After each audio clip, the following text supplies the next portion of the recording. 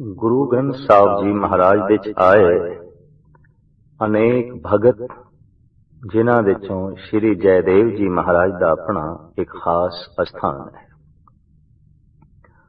ਅਨੰਤ ਭਗਤਾਂ ਦੀ ਬਾਣੀ ਅਨੰਤ ਭਾਸ਼ਾਵਾਂ ਵਿੱਚ ਗੁਰੂ ਗ੍ਰੰਥ ਸਾਹਿਬ ਜੀ ਮਹਾਰਾਜ ਦੇ ਦਰਜ ਹੈ, ਕਿਉਂਕਿ ਭਗਤ ਦੇਸ਼ ਦੇ ਵੱਖ-ਵੱਖ ਪ੍ਰਾਂਤਾਂ ਨਾਲ ਸੰਬੰਧ ਰੱਖਦੇ ਸਨ। ਸ਼੍ਰੀ ਜੈਦੇਵ ਜੀ ਮਹਾਰਾਜ ਬੰਗਾਲ ਦੇ ਕੇਂਦਰੀ ਨਾਮਕ ਪਿੰਡ ਵਿੱਚ ਜਨਮੇ। ਜ਼ਿਲ੍ਹਾ ਭੀਮ ਭੇਰੂ ਸੀ ਔਰ ਆਪ ਠੇਠ ਬੰਗਲਾ ਭਾਸ਼ਾ ਦੇ ਵਿੱਚ ਹੀ ਮਾਹਿਰ ਸਨ। ਵਿਦਿਆ ਆਪਨੇ ਸੰਸਕਾਰ ਚੂੰਕਿ ਬ੍ਰਾਹਮਣਾਂ ਦੇ ਸਨ, ਸੰਸਕ੍ਰਿਤ ਦੀ ਹਾਸਲ ਕੀਤੀ ਔਰ ਸੰਸਕ੍ਰਿਤ ਦੇ ਮਹਾਨ ਪੰਡਿਤ ਬਣੇ। ਸਮਸਤ ਦੇਸ਼ ਦੇ ਵਿੱਚ आपने भक्ति भाव दियां लहरां छड़ियां। आप गृहस्थी सन। आप दी पत्नी दा नां पद्मावती सी। समस्त तीर्थां ते रटन करदे आया, प्रभु भक्ति दे गीत गांदे आया लोकाई नूं रब नाल जोड़दे रहे। क्योंकि आप बंगाल दे वसनीक सन ते बंगाल दे लोकी गीत संगीत नाल बहुत प्यार रखते ने। विरासत चो मिलिया सी गीत ते संगीत। आप दा एक महान ग्रंथ है, जिस ग्रंथ दा नाम भी है गीत गोविंद। कहंदे ने कि रोज उठ के गीत गोविंद दी छंदाबंदी करनी, लिखना, ये आप दा रोजमर्रा दा कर्म बन चुकिया सी।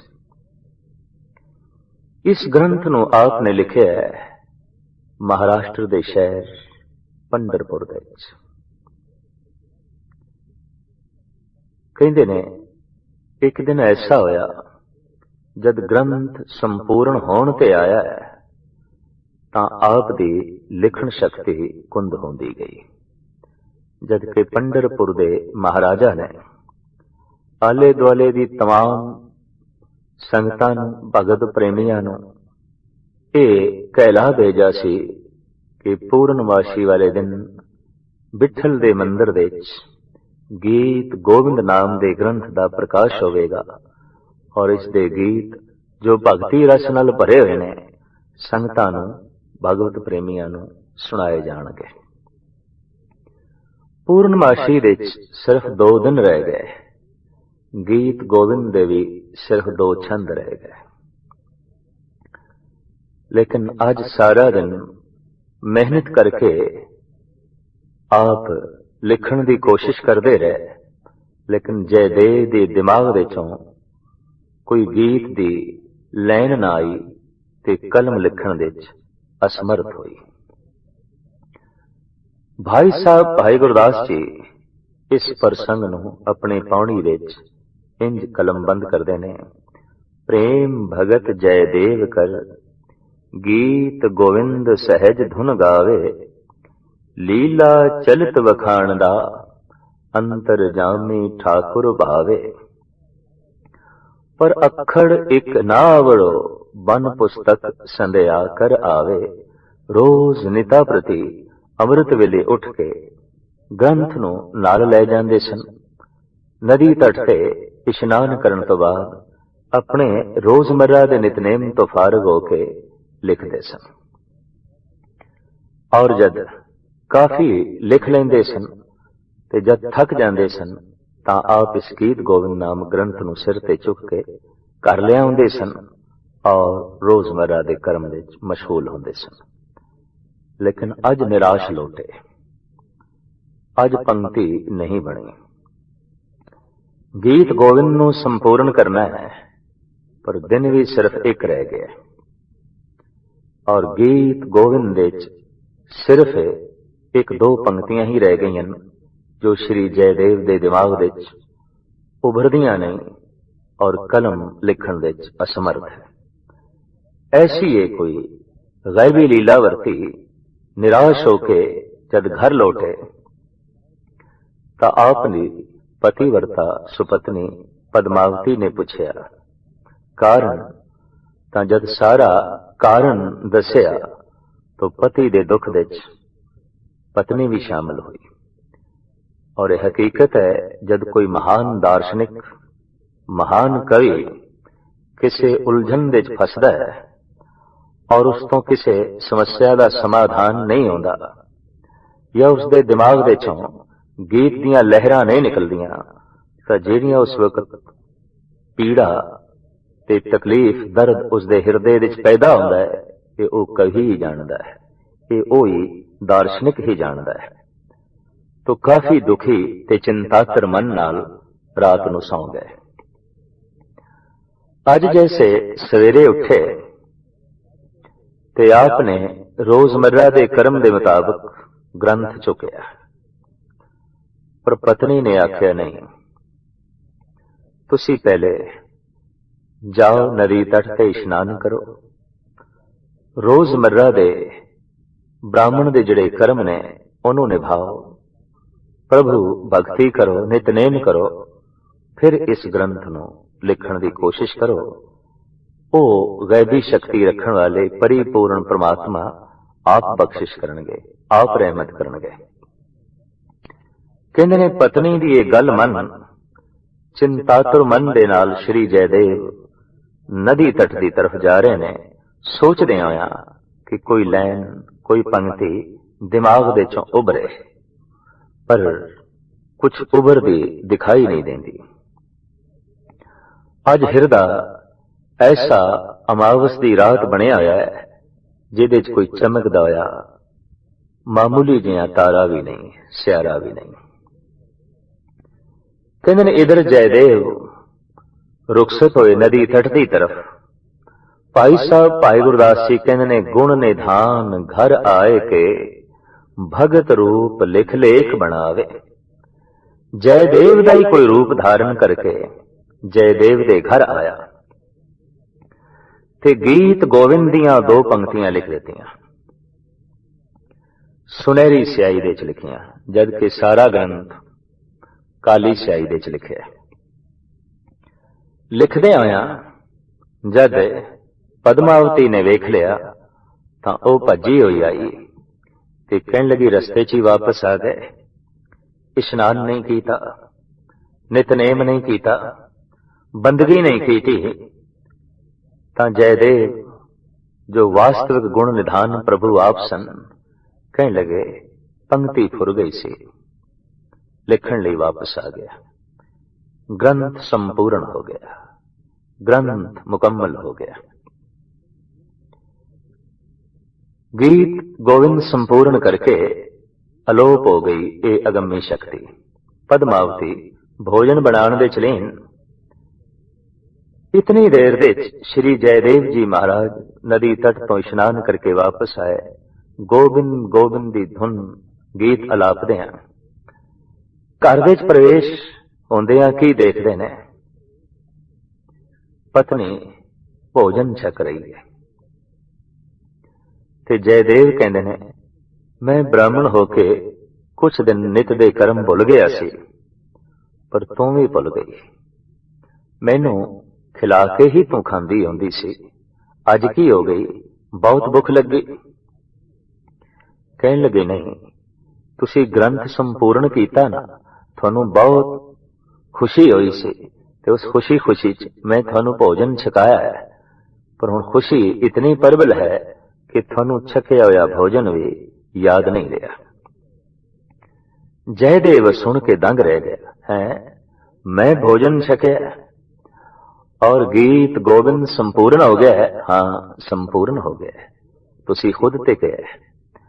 और वो दो लाइनां तुसी सुनहरी स्याही दे नाल लिखियां ने, मैं खुद वेखियां ने। भजे हुए जयदेव गए, ग्रंथ नू खोलदे ने, वाकई ग्रंथ संपूर्ण, दो पंक्तियां सुनहरी स्याही नाल लिखियां हुई ने। अखर पर प्रतीत कर होए विस्माद ना अंग समावे।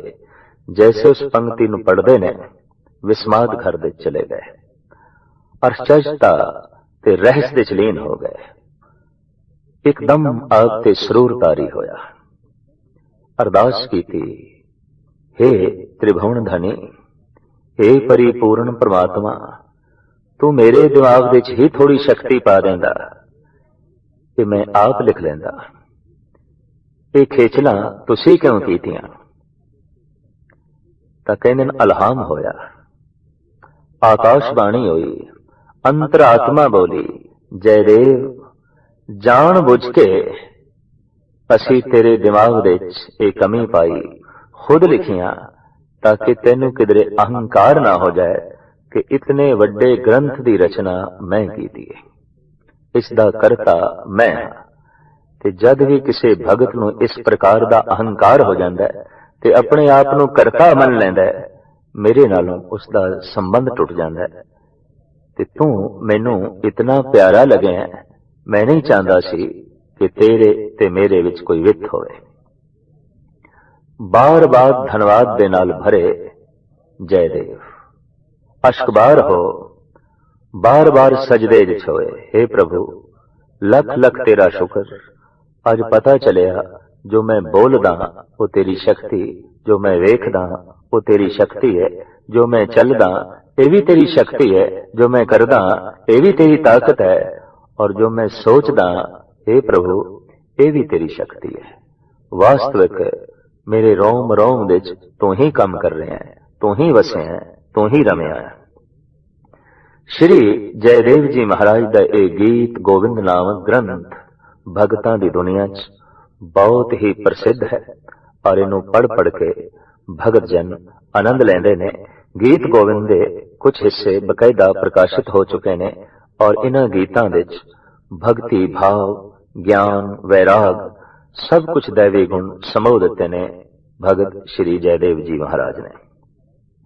गुरु ग्रंथ साहब जी महाराज विच आप दा एक संस्कृत विच बड़ा ही सोहना पदा उच्चारण किया होया है, जो गुरु ग्रंथ साहब जी महाराज विच गुजरी राग दे अंदर दर्ज है। इस पदे दियां अस्थाई पंक्तियां ये ने, केवल राम नाम मनोरमं बद अमृत तत्वमयं। हे मन केवल राम नाम दा रमण कर ते उस दे ही अमृत स्वरूप दा पान कर। राम कौन, राम कैसा है, किस राम दा अमृत पान करिए, किस राम दा चिंतन करिए, किस राम दे सुरत लीन करिए, तो उस राम दी आप तशरीह करते हैं, उस राम दी आप व्याख्या करते हैं। इस पदे विच परमाद पुरख मनोपिमं सत्याद भाव रतन पर मदभुतन पर कृत परन जद चिंत सर्वगतन। परमाद जो परम आद है, अनादि है, जिसदा मूल नहीं लभ्या जा सकता और जो सब दा मूल है, जिहदी बुनियाद दा कोई पता नहीं, जो सब दी बुनियाद है, जो सब दी जड़ है, जो सब दा आधार है, ऐसा जिहड़ा ब्रह्म है वो अनादि है। परमाद पुरख वो फिर पूरे होया है। पुरख तो मुराद पुरी पुरी बसंता सपुरखा, जो पुरियां पुरियां विच रमिया आया है, व्यापक है, वो पुरख है। परमाद पुरख मनोपिमं, मनो उपमा तो रहत है। दरअसल मन अपने अनुभव विच पूर्ण तौर ते परमात्मा नूं नहीं लिया सकता। मन पूर्ण तौर ते जिसनूं सोच नहीं सकता, मन जिसकी पूर्ण तौर ते कल्पना नहीं कर सकता, ते जिसकी मन ही कल्पना नहीं कर सकता, उन्हों जबान नाल कथन करना ते बहुत औखा, उन्हों अखां नाल ते वेखना बहुत औखा। क्यों कि अखां जिथों तक वेखदियां ने उस तो भी अगे दी कल्पना मन कर सकता है। जबान जिथे तक कथन करती है उथों तो भी अगे दी कल्पना मन कर सकता है। कन जिथे तक सुन सकते ने उस तो भी ज्यादा कल्पना मन कर सकता है। कल्पना की प्रवाज बड़ी बुलंद है, कल्पना बहुत दूर तक चली जाती है। पर श्री जयदेव जी महाराज कहते हैं, चाहे कल्पना की प्रवाज कितनी उच्ची क्यों ना होवे, कितनी दूर दी क्यों ना होवे, कितनी गहरी क्यों ना होवे, फिर भी परमात्मा मेरी कल्पना विच नहीं आउंदा। वो किसी की कल्पना विच नहीं आउंदा। मन की सोच तो परे, मन के विचार तो परे। इस वास्ते आप कहते हैं मनोपिमं, मनो उपमा तो रहत है। परमाद पुरख मनोपिमं सत आदि भाव रतन। ਉਹ ਸਤ ਚਿਤ ਆਨੰਦ ਆਦਿਕ ਭਾਵਾਂ ਦੇ ਨਾਲ ਰਤਿਆ ਹੋਇਆ ਹੈ। ਉਹ ਸਤ ਹੈ, ਉਹ ਚਿਤ ਪ੍ਰਕਾਸ਼ਮਈ ਹੈ ਔਰ ਉਹ ਆਨੰਦ ਸਰੂਪ ਹੈ। ਇੱਕ ਪੰਕਤੀ ਦੇ ਵਿੱਚ ਰਾਮ ਦੀ ਵਿਆਖਿਆ ਇੰਜ ਕਰਦੇ ਨੇ, ਪ੍ਰਮਾਦ ਪੁਰਖ ਮਨੋਪਿਮੰ ਸਤ ਆਦਿ ਭਾਵ ਰਤਨ ਪਰਮ ਅਦਭੁਤਨ। ਪਰਮ ਅਦਭੁਤ ਰੂਪ ਹੈ, ਪਰਮ ਆਸ਼ਚਰਜ ਰੂਪ ਹੈ। ਮਨੁੱਖ ਉੱਥੇ ਆਸ਼ਚਰਜ ਹੋ ਜਾਂਦਾ ਹੈ, ਹੈਰਾਨ ਹੋ ਜਾਂਦਾ ਹੈ, ਬਿਸਮਾਦ ਹੋ ਜਾਂਦਾ ਹੈ। ਜਿਹਨੂੰ ਵੇਖੇ ਤੇ ਪੂਰਾ ਵੇਖ ਨਾ ਸਕੇ, ਜਿਹਨੂੰ ਸੋਚੇ ਤੇ ਪੂਰਾ ਸੋਚ ਨਾ ਸਕੇ, ਔਰ ਜਿਸ ਨੂੰ ਚਖੇ ਤੇ ਪੂਰਾ ਸਵਾਦ ਨਾ ਮਾਣ ਸਕੇ, ਫਿਰ ਵੀ ਉਹ ਬਚ ਰਿਹਾ। ਜਿਹਨੂੰ ਸੁਣੇ ਤੇ ਫਿਰ ਵੀ ਪੂਰਾ ਨਾ ਸੁਣ ਸਕੇ, ਉੱਥੇ ਬਿਸਮਾਦ ਦਾ ਤਾਰੀ ਹੋਣਾ ਕੁਦਰਤੀ ਗੱਲ ਹੈ। ਉੱਥੇ ਆਸ਼ਚਰਜਤਾ ਤੇ ਰਹਿਸ ਦਾ ਪੈਦਾ ਹੋਣਾ ਕੁਦਰਤੀ ਗੱਲ ਹੈ। ਕਹਿੰਦੇ ਨੇ ਇੱਕ ਬੱਚਾ ਰਹਿਸ ਦੇ ਚ ਜੀਵਦਾ ਹੈ, ਇੱਕ ਕਵੀ ਰਹਿਸ ਦੇ ਚ ਜੀਵਦਾ ਹੈ, ਇੱਕ ਸੰਤ ਰਹਿਸ ਦੇ ਚ ਜੀਵਦਾ ਹੈ। ਅਜੋਕਾ ਸਮਾਂ ਚੂੰਕਿ ਇਸ ਢੰਗ ਦਾ ਬਤੀਤ ਹੋ ਰਿਹਾ ਹੈ ਕਿ ਹਰ ਮਨੁੱਖ ਐਸਾ ਕਹਿੰਦਾ ਮੈਂ ਸਭ ਕੁਝ ਜਾਣਦਾ, ਚਾਹੇ ਕੁਝ ਵੀ ਨਹੀਂ ਜਾਣਦਾ। ਮੈਂ ਤੇ ਸਭ ਕੁਝ ਵੇਖ ਲਿਆ, ਮੈਂ ਤੇ ਸਾਰਾ ਸੁਣ ਲਿਆ, ਮੈਂ ਉਸ ਨੂੰ ਪੂਰਨ ਤੌਰ ਤੇ ਸੋਚ ਲਿਆ। ਅਗਰ ਐਸਾ ਕੋਈ ਦਾਵਾ ਕਰੇ तो आश्चर्यता नहीं पैदा होती, रहस नहीं पैदा होता, बिस्माद नहीं पैदा होता। इस तरह का दावा करने वाले अजोके समय बहुत ज्यादा ने, क्योंकि अज के समय जितने कॉलेज ने, जितने विद्यालय ने, ये पहले नहीं सी। अजोकी विद्या ने भावें कुछ दिता है या नहीं, लेकिन रहस नूं खत्म जरूर किया है, विस्माद नूं खत्म जरूर किया है। मनुख की दुनिया दे जो एक विस्माद सी, रहस सी, वो खत्म हो गई। वो अज देखने नूं नहीं मिलता। हाँ, बच्चे कोल ये विस्माद है, अजे अबोध है। उसका विस्माद अबोध अवस्था ते खड़ा है, अचेत अवस्था ते खड़ा है। फिर कवि कोल विस्माद है, या इन कह लो कविता का जन्म ही विस्माद तो होंदा है, कविता का जन्म ही रहस तो होंदा है। तो कवि रहसवादी होंदे ने, संत रहसवादी होंदे ने। वो जो कुछ भी वेखते ने वो ऐसा महसूस करते ने कि एक रेत दे जर्रे नूं भी पूर्ण तौर ते वेखना बड़ा औखा है, क्योंकि वो भी अपने विच बहुत कुछ छुपाई बैठा है, बहुत कुछ छुपाई बैठा है। सूरज नूं ते पूर्ण तौर ते देखना बड़ा कठिन है, पर एक जर्रे नूं भी पूर्ण तौर ते देखना बड़ा कठिन है। एक दरखत नूं ते पूर्ण तौर ते देखना बड़ा कठिन है, पर एक पत्ते नूं भी पूर्ण तौर ते देखना बड़ा कठिन है। उहदे विच भी बहुत कुछ छुपया होया है, बहुत कुछ गुप्त है, बहुत कुछ सूक्ष्म है। तो जैसे ये बोध होंदा है कि बहुत कुछ सूक्ष्म छुपया होया है जो मैं नहीं देख सकता, बहुत कुछ अदृश्य है, तो रहस्य पैदा हो जाता है। फिर विस्माद मंडल तारी हो जाता है। तो कवि विस्माद दे च जीवदे ने, संत विस्माद दे च जीवदे ने। भगत जयदेव जी महाराज कहते हैं, परम अद्भुतन ओ परिपूर्ण परमात्मा परम आश्चर्य रूप है, परकृत परन वो प्रकृति तो परे है। कहते ने राविंद्रनाथ टैगोर सागर तो इशनान करके वापस आ रहे ने, रस्ते दे एक गंदगी का ढेर पिया, सवेर का वक्त है। सूरज दियां किरणां उस गंदगी दे ढेर नूं छू रही ने। ये सारा दृश्य वेख के राविंद्रनाथ टैगोर नच उठे, कहने लगे, हे प्रभु, तेरी आश्चर्यता जो मेरे ते अज प्रगट हुई है वो ये कि मैं तेरी निर्लेपता का ज्ञान हासिल कर लिया। सूरज दियां किरणां गंदगी नूं छू रही ने, फिर भी किरणां गंदियां नहीं हो रही, फिर भी सूरज गंदा नहीं हो रहा। तू मेरे गंदे शरीर दे रोम रोम विच बैठा है, फिर भी तू गंदा नहीं है, तू निर्लेप है, प्रकृति तो परे है, सब कुछ ते विच है, सब कुछ ते दूर है, सबके मत सबों ते बाहर, सारियां दे तू है, पर फिर भी सारियां तो बाहर है, निर्लेप है। तो श्री जयदेव जी महाराज कहते ने, परमद्भुतन परकृत परन जद चिंत सर्वगतन, जिसदा चिंतन करन दे नाल ਸਰਬ ਪ੍ਰਕਾਰ ਦੀਆਂ ਗਤੀਆਂ ਪ੍ਰਾਪਤ ਹੋ ਜਾਂਦੀਆਂ ਨੇ। ਹਰ ਪਾਸੇ ਦੀ ਗਤੀ ਮਨੁੱਖ ਕਰ ਲੈਂਦਾ ਹੈ, ਭਾਵ ਹਰ ਪਾਸੇ ਮਨੁੱਖ ਦੀ ਪਹੁੰਚ ਹੋ ਜਾਂਦੀ ਹੈ, ਸਭ ਕੁਝ ਮਨੁੱਖ ਪ੍ਰਾਪਤ ਕਰ ਲੈਂਦਾ ਹੈ। ਇਸ ਵਾਸਤੇ ਐਸਾ ਜੋ ਪ੍ਰਮਾਤਮਾ ਹੈ, ਪ੍ਰਮਾਦ ਪੁਰਖ ਮਨੋਪਿਮੰ ਸਤਿ ਆਦਿ ਭਾਵ ਰਤਨ ਪਰ ਮਦਭੁਤਨ ਪਰ ਕ੍ਰਿਤ ਪਰਨ ਜਦ ਚਿੰਤ ਸਰਬ ਗਤਨ ਕੇਵਲ ਰਾਮ ਨਾਮ ਮਨੋਰਮੰ ਬਦ ਅੰਮ੍ਰਿਤ ਤਤਮਯਨ।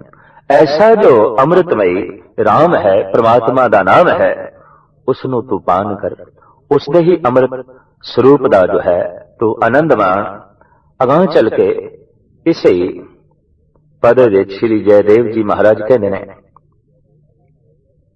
कि न दानोद जस सिमरन ना जन्म जराद मरण भयं। नहीं आउंदा जिहदे सिमरन करन दे नाल जन्म दा दुख, मरण का दुख ते बुढ़ेपे का दुख। साडे देश के ऋषि मुनिया ने ये तीन दुख बड़े प्रबल मने ने, जन्म का दुख, मरण का दुख ते वृद्ध अवस्था का दुख। भगत कबीर भी इसनूं मनदे ने, जब लग जरा रोग नहीं आया, जब लग काल ग्रसई नहीं काया, जब लग विकल भई नहीं बाणी, भज ले रे मन सारंग पानी। बुढ़े कुल तन ते है पर कुछ कर नहीं सकता, दिमाग है पूर्ण तौर पे सोच नहीं सकता, हाथ पैर हैगे ने पूर्ण तौर पे कुछ कर नहीं सकते, चल नहीं सकते। इस वास्ते वृद्ध अवस्था नूं, पूर्ण वृद्ध अवस्था नूं रोगमयी अवस्था करके आखे। तो श्री जयदेव जी महाराज कहने जेदा सिमरन करन दे नाल नहीं आउंदा जन्म दा दुख, मरण दा दुख, क्योंकि मुड़ के जमना नहीं तो फिर मरना ही नहीं, ते नहीं आउंदा बुढ़ेपे दा दुख। साहिब गुरु अर्जन देव जी महाराज भी फरमान करते हैं, रोग सोग दुख जरा मरा हर जने नहीं निकटाने। हरि दा जो जन है ओदे नेड़े ये जन्म मरण ते बुढ़ेपा जरा नहीं आउंदा। इत्थे एक तरक खड़ी होवेगी, चलो जन्म मरण तो भगत बच जाता है, पर बुढ़ेपे दे रोग तो किस तरह बचता है। एक पंक्ति है गुरु ग्रंथ साहिब जी महाराज दे, गुरमुख कदे बुढ़े नाई जिन अंतर सुरत ज्ञान। जिद्दी सुरत प्रभु नाल जुड़ी हुई है, जिथे आत्म ज्ञान मौजूद है, ऐसा बंदा चाहे शरीरक तल ते वृद्ध भी हो जाए पर ओदियां उमंगा हुलास दे कोई फर्क नहीं पैंदा, ओदी चेते शक्ति दे कोई फर्क नहीं पैंदा। उसदे चेहरे दे उत्ते ताजगी बनी रहंदी है, उसदे चेहरे दे उत्ते आनंद बनिया रहंदा है। उहनूं वेख के कोई ऐसा नहीं कह सकदा कि बुढ़ा हो गया है, ये वृद्ध हो गया है, ये कमजोर हो गया है। नहीं, उसका हुलास, उसकी उमंग, उसकी तुरंग और उसकी चेते शक्ति पूर्ण तौर पर कम कर दी है। प्रभु की बंदगी का एक महान फल है। इस वास्ते आत्मदर्शी पुरुषों ने कहा है कि नाम सिमरन करने वाले दे कोल बुढ़ेपे का रोग भी नहीं आंदा। रोग सोग दुख जरा मरा हर जने नहीं निकटाने। श्री जयदेव जी महाराज इस पावन पवित्र पदे दे फरमान करते हैं, ना दानोद जस सिमरन ना जन्म जराद मरण भयं। इच्छस जमाद पराभयं जस्वस सुकृत कृतन। जे तेनू इच्छा है ए बंदे कि तू जमा दा तिस्कार करे, जन्म मरण तो बचे, ता जस सुकृत उस परिपूर्ण परमात्मा दा जस गायन कर। जसवस सुकृत कृतन, शुभ कर्म कर ते परिपूर्ण परमात्मा दा जस गायन कर। भाव परमात्मा दा जो जस है यही सुकृत है, यही पूर्ण तौर ते शुभ कर्म है। इसनू तू करना। इसे एक शुभ कर्म तो अनेका शुभ कर्म जन्म लेंदे ने। अगर ये एक शुभ कर्म नहीं तो फिर कुछ भी शुभ नहीं है। शुभ कर्म वो है जब हिरदा शुभ दे नाल जुड़दा है तो शुभ परमात्मा है, शुभ ईश्वर है। जब शुभ का चिंतन किया जाता है तो हिरदा शुभ हो जाता है। तो जैसे हिरदा शुभ होता है ऐसे ही मनुष्य शुभ चिंतक बन जाता है। वो हर एक की शुभ कामना करता है, वो हर एक का शुभ चिंतक बनता है। पर शुभ होए बिना शुभ चिंतक होना बहुत कठिन है। शुभ होए बिना शुभ कामना करनी बहुत औखी है। कामना मैलियां होंगियां और चिंतन जो है माड़ाई जो है चलेगा।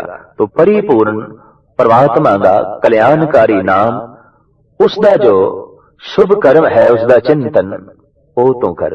इच्छस जमाद पराभयं जस्वस सुकृत कृतं। भवभूत भाव समव्यंग प्रसन्न परमन प्रसन्न मिदन।